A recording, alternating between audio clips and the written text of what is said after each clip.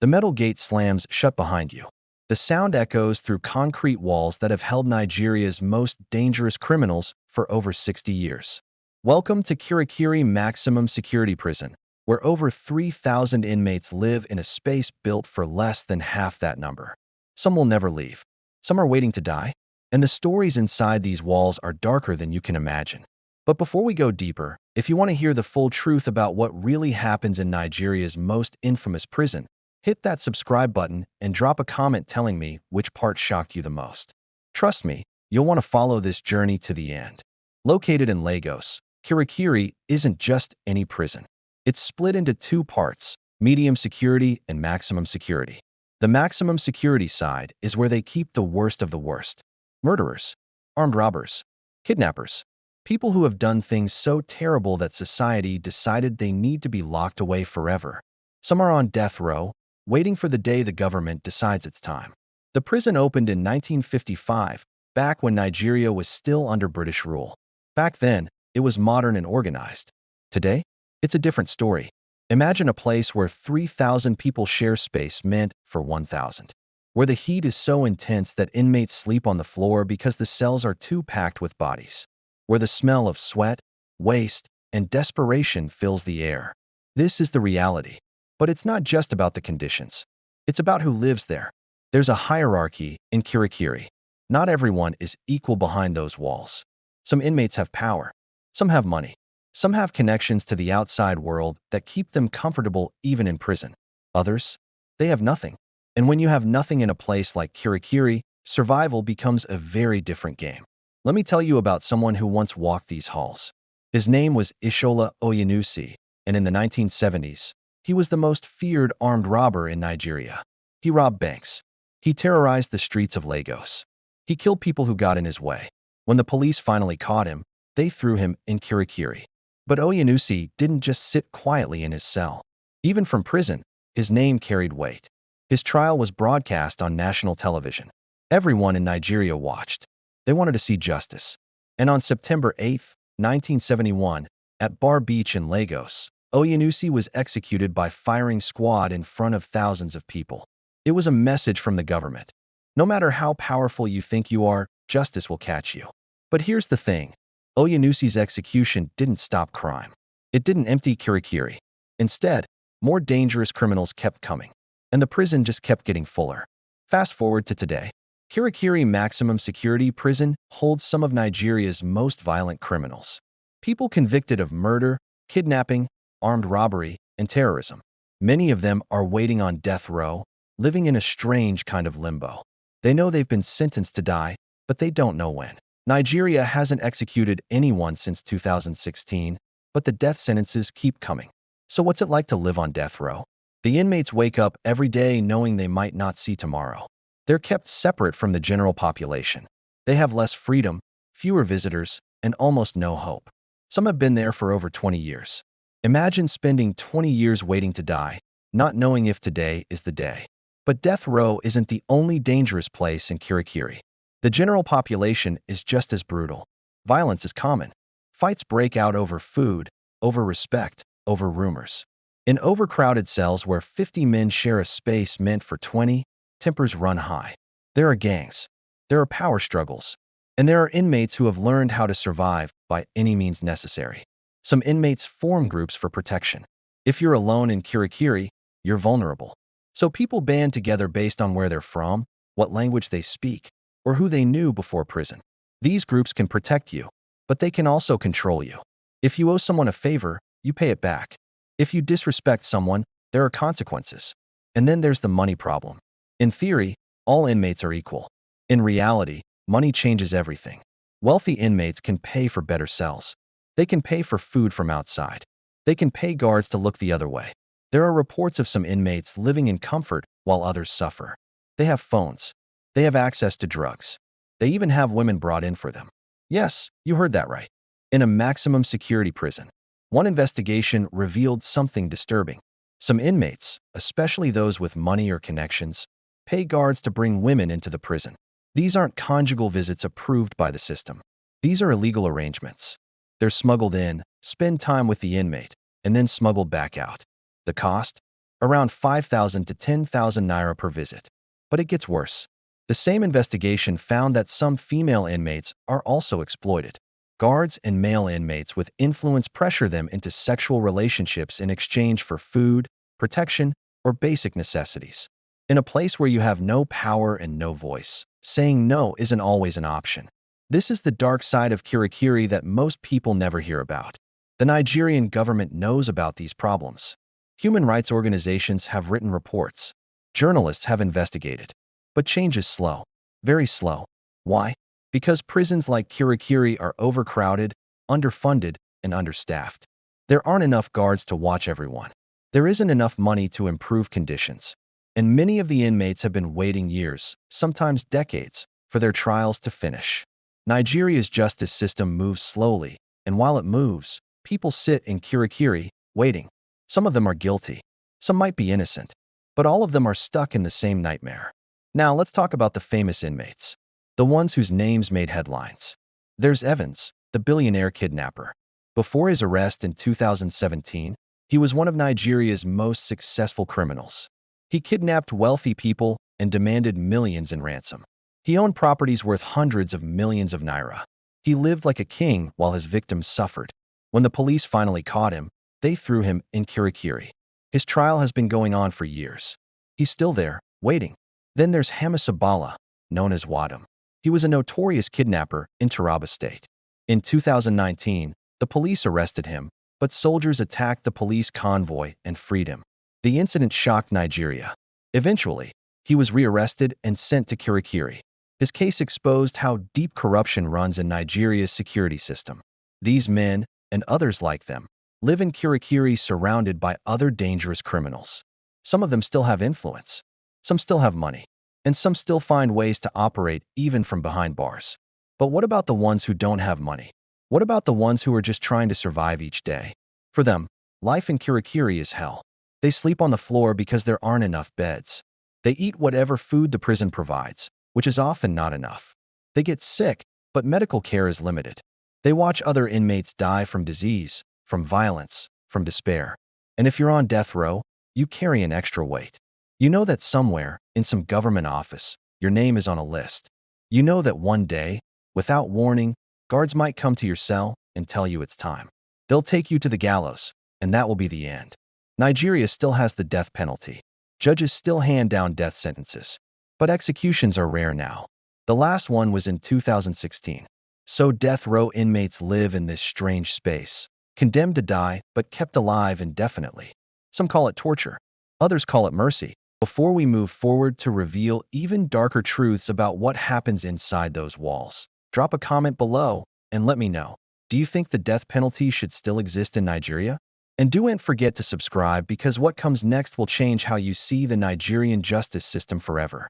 The sun sets over Lagos, and inside Kirikiri, another night begins. Inmates settle into their cells. Guards change shifts. And somewhere in the darkness, deals are made. Threats are whispered. And survival continues. Morning comes to Kirikiri with the sound of metal doors opening and closing. Voices echo through the corridors. Another day begins for the 3,000 souls trapped inside these walls. But today, we're going deeper. We're going to places the cameras don't usually show. We're going to hear stories that will make you question everything you thought you knew about justice. Remember those wealthy inmates we mentioned? The ones who can buy comfort even in prison? Let me tell you exactly how that works. In Kirikiri, there's an unofficial currency system. Money talks, even behind bars. If you have cash or family members who can send money, you can buy almost anything. Better food? Pay for it. A phone to call your family or run your business from inside? Pay for it. A more comfortable cell away from the overcrowded sections? Pay for it. One former inmate who was released described how things really work. He said that when new inmates arrive, especially wealthy ones, certain guards approach them with offers. You need anything? We can help. At first, it sounds like kindness. But it's business. Everything has a price. Some inmates reportedly pay guards thousands of naira just to move to a better cell. In the overcrowded sections, you might share a small space with 50 other men. There's barely room to lie down. But in the VIP sections, yes, that's what they're called, you might share a larger cell with only 5 or 10 people. You get a mattress instead of sleeping on concrete. You get peace and quiet. But here's where it gets really twisted. While some inmates live in relative comfort, others are selling their bodies just to eat. The investigation we mentioned earlier uncovered something horrifying. Female inmates at Kirikiri Medium Security, which is connected to the Maximum Security section, sometimes exchange sexual favors for basic needs. Not because they want to, but because they have no choice. Families can't afford to send them money. The prison food isn't enough. So when a guard or a male inmate with connections offers food, soap, or protection in exchange for sex, what choice do they really have? One source revealed that some arrangements happen with male inmates paying guards to bring them to female sections at night. The payment? Sometimes as little as 5,000 naira. That's about $3. $3 for someone's dignity. $3 for a guard to betray their duty. This isn't just about Kirikiri. This happens in prisons across Nigeria. But Kirikiri is the biggest, the most famous, and the most exposed. When journalists investigate, when human rights groups visit, Kirikiri is where they find the evidence. The Nigerian Correctional Service, that's what they call the prison system now. They changed the name from prison service to sound more modern. They deny most of these allegations. They say they're working to improve conditions. They say they're investigating corruption. But the investigations move slowly, and the problems continue. Now let's talk about something even stranger. Inmates who still run their criminal operations from inside Kirikiri. Yes, you heard that correctly. Some of Nigeria's most dangerous criminals didn't stop being criminals just because they got locked up. They still have phones. They still have contact with their gangs outside. And they still make money. How? Through connections and corruption. A phone smuggled into Kirikiri can cost thousands of naira, but for a wealthy inmate, that's nothing. Once they have a phone, they can coordinate crimes on the outside. They can give orders to their gang members. They can even negotiate kidnapping ransoms while sitting in a prison cell. There are rumors, and some confirmed reports, that certain high-profile inmates at Kirikiri have continued running their organizations from inside. They communicate with lawyers, family members, and criminal associates. The guards who are supposed to stop this? Some of them are on the payroll. This is what happens when you combine overcrowding, understaffing, and corruption. The system breaks down. Rules become suggestions. And the people with money and power find ways to keep both, even in prison. But not everyone has that luxury. Let's talk about the forgotten inmates. The ones who've been waiting for trial for years.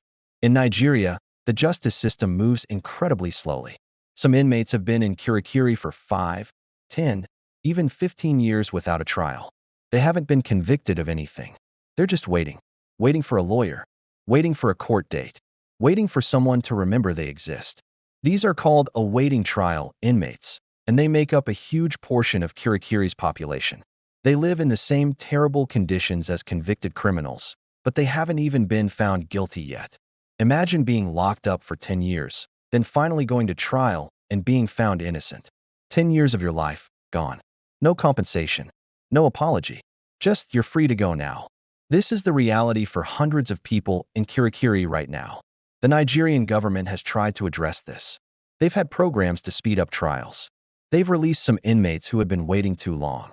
But the problem is bigger than any single program can fix. The courts are overwhelmed.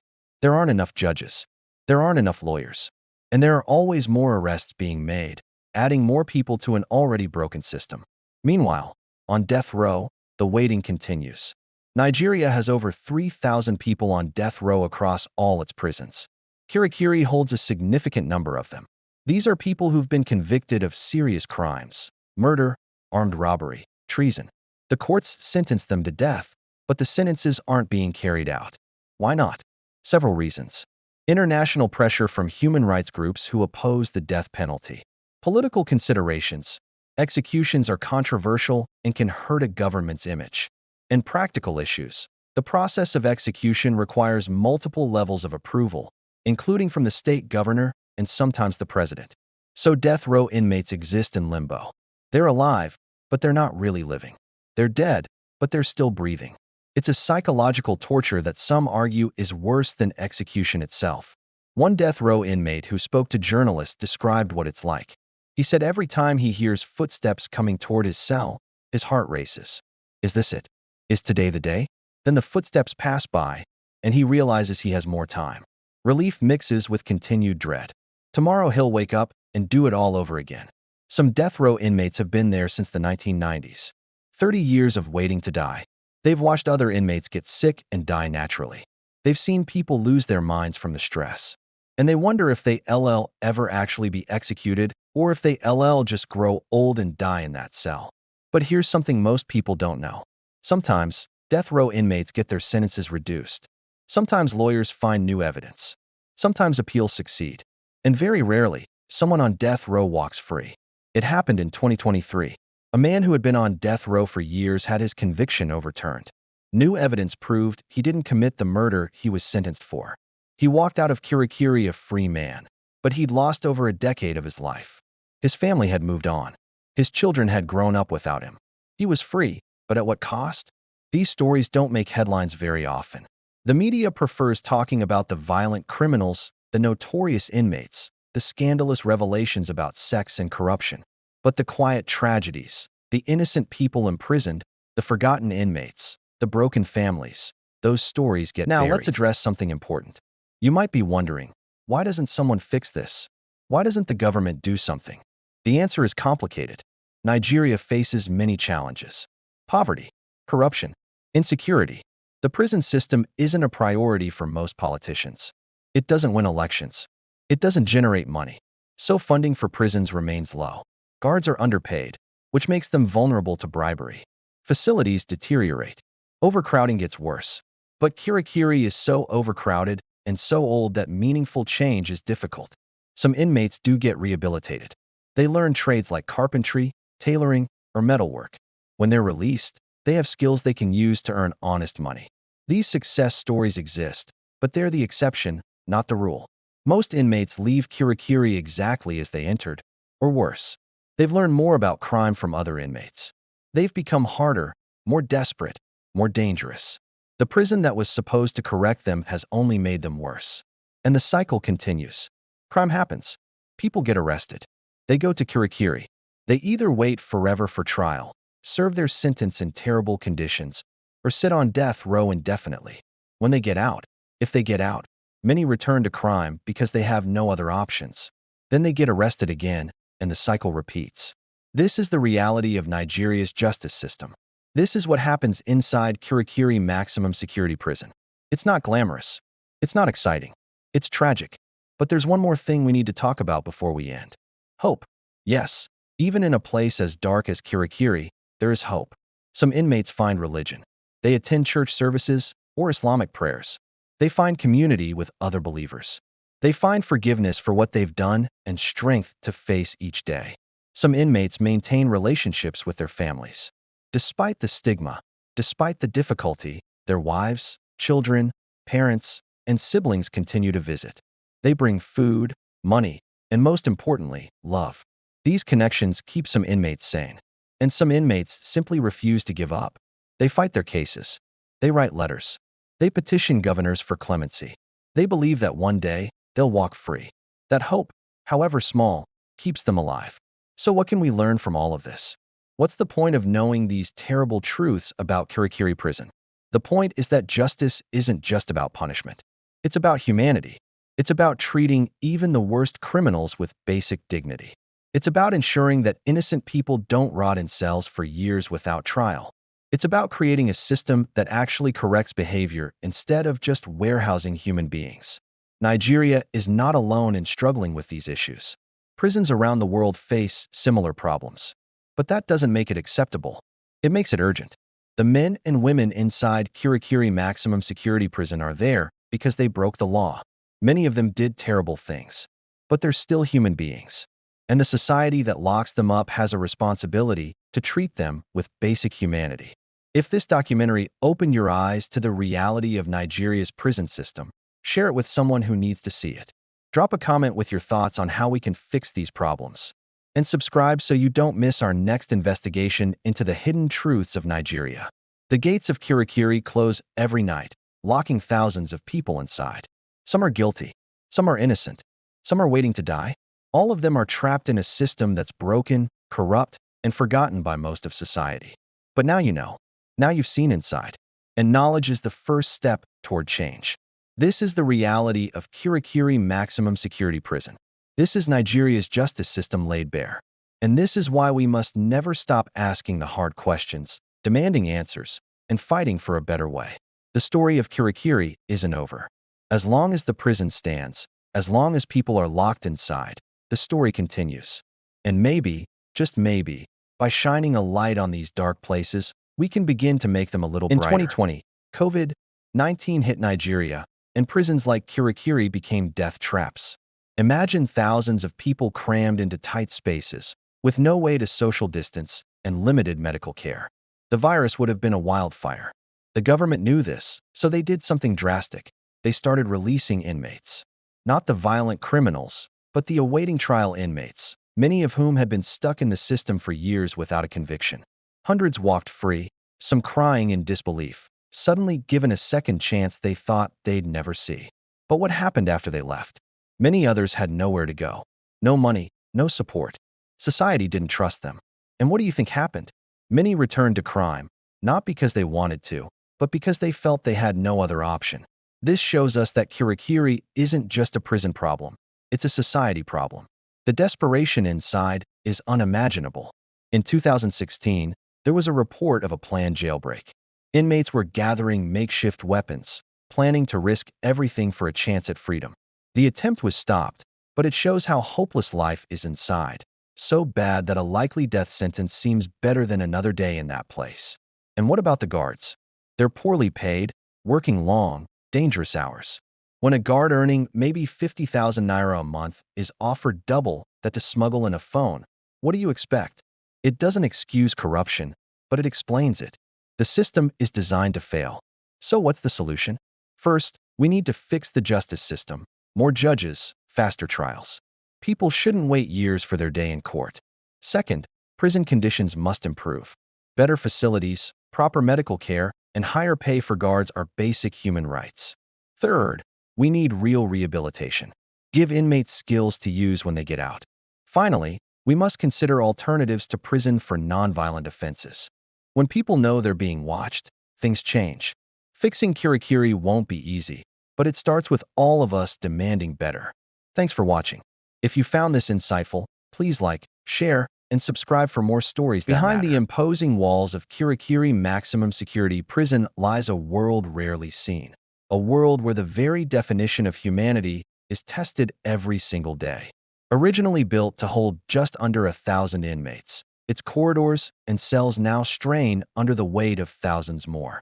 This is the stark reality of overcrowding in Nigeria's most notorious prison. For many, the day begins and ends in a space smaller than a standard parking spot, shared with several other men. Basic necessities like clean water, adequate food, and medical care are not guaranteed. They are luxuries. The air is thick with the stories of those who wait, many for years, for a trial that seems to never come. In fact, a staggering percentage of the inmates at Kirikiri are awaiting trial, caught in a justice system that moves at a glacial pace. These aren't just statistics. They are fathers, sons, and brothers. Men whose lives have been put on hold, confined in conditions that challenge the spirit and break the body. The mental toll is immeasurable, as hope dwindles with each passing sunrise. But even in the darkest of places, flickers of resilience shine through. There are calls for change, voices both inside and outside the walls demanding reform. A system that expedites justice and honors the basic rights of every individual, regardless of their alleged crimes. Understanding the reality of Kirikiri is the first step toward advocating for that change. It's about recognizing that the health of a society can be judged by how it treats its most vulnerable, including those behind bars. We must demand a more humane, efficient, and just system for all. Let's not turn away. Let's keep the conversation going and push for the reforms that are so desperately needed. Thank you for watching and for opening your mind to this critical issue.